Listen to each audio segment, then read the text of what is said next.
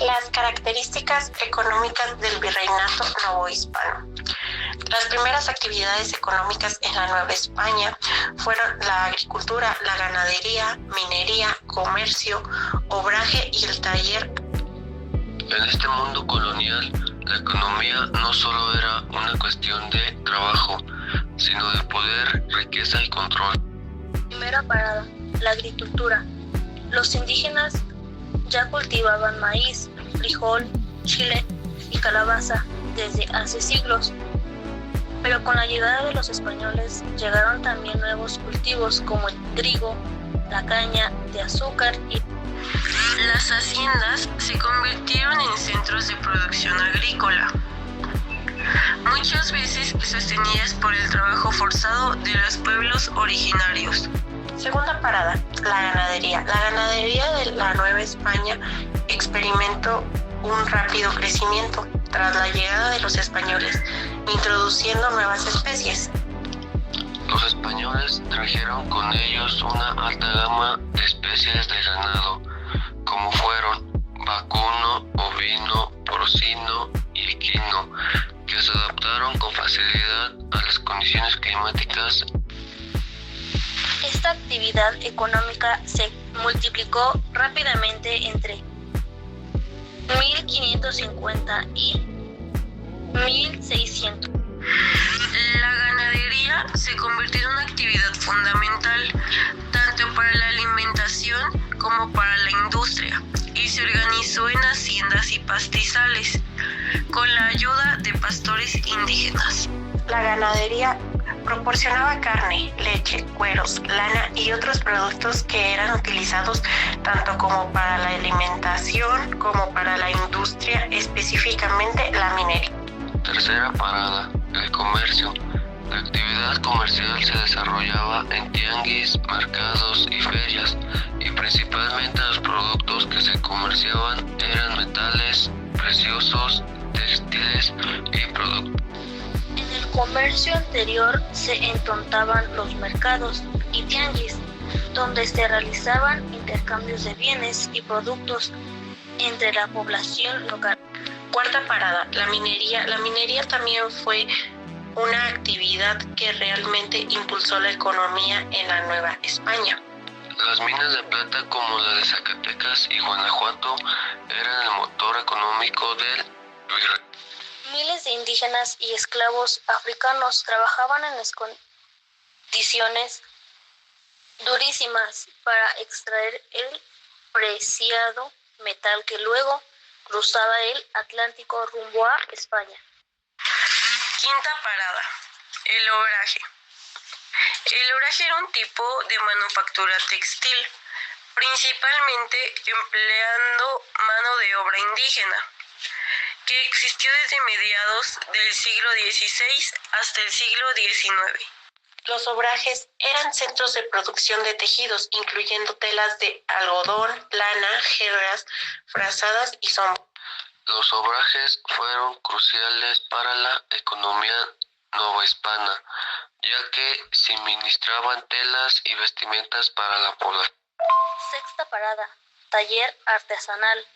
Eran espacios donde se realizaban la producción de bienes, principalmente textiles, pero también otros productos como alfarería, vidrio, metal y... Las formas de trabajo que se llevaban a cabo en la Nueva España fueron la encomienda. La encomienda en sí es que te encomiendan, es decir, te asignan. Tu deber en teoría es protegerlos, alimentarlos y enseñarles la fe católica. A cambio, ellos te debían pagar tributo. Podrían ser productos, servicios o trabajo. Pero en realidad fue muy distinta. Muchos encomenderos abusaron de este sistema en vez de la producción, lo que hubo una explotación a los indígenas. Fueron obligados a trabajar en condiciones durísimas sin ningún tipo de pago. La segunda forma de trabajo fue el repartimiento. Aquí las autoridades coloniales organizaban turnos de trabajo obligatorios para los indígenas, ya sea en minas, haciendas o caminos por semanas o meses. La idea era que fuera temporal y pagado, pero muchos patrones alargaban esos turnos y pagaban lo mínimo, o sea, seguía habiendo explotación. Y luego vino el peonaje. Este sistema era un poco más moderno. Los trabajadores, llamados peones, recibían un adelanto de dinero o bienes, pero a cambio quedaban endeudados con el patrón. ¿Y qué pasaba si no podían pagar? Pues seguían trabajando y trabajando, y la deuda nunca se acababa. En esta etapa se encontraron formas de propiedad de la tierra y cuáles fueron los medios para obtenerla. Una de esas formas de propiedad de la tierra fue la comunal. Esta era la tierra que pertenecía a los pueblos indígenas y no se dividía ni se vendía. Se usaban en común para sembrar, criar animales o recolectar. Muchas veces eran presionados para venderlas o les eran arrebatadas poco a poco por hacendados más poderosos. Luego tenemos la privada. Aquí hablamos de las tierras que ya pertenecían legalmente a una sola persona. Generalmente un español, un criollo o alguien con dinero e influencia podría comprar, vender, heredar o explotarla. Por otro lado, la hacienda. Una hacienda era gran propiedad rural, como una empresa enorme de producción agrícola, ganadería o minería. Comprar, vender, heredar o explotarla. Por otro lado, la hacienda. Una hacienda era gran propiedad rural, como una empresa enorme de producción agrícola, ganadería o minería. Los dueños eran ricos terratenientes, usualmente españoles o criollos, y dentro de la hacienda vivían trabajadores, peones, esclavos o indígenas bajo distintas formas de servidumbre. Muchas veces los hacendados iban acumulando tierras poco a poco, comprando a comunidades o aprovechando vacíos legales. Finalmente tenemos el rancho más pequeño que la hacienda. El rancho era la propiedad de campesinos, mestizos o pequeños propietarios. Podían obtenerlos por compra, herencia o incluso por ocupar tierras baldías. En el siglo XVIII, España estaba gobernada por una nueva dinastía, los Borbones, originarios de Francia. Al subir al trono, se dieron cuenta que el imperio español en América era rico, pero estaba muy mal administrado.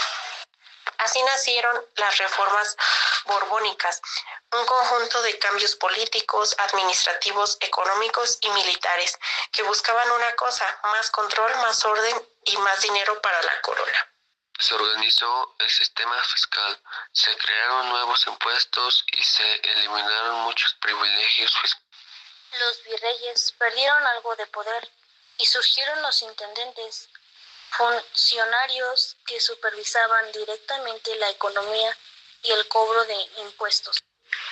Se liberalizó el comercio entre colonias y también entre América y España.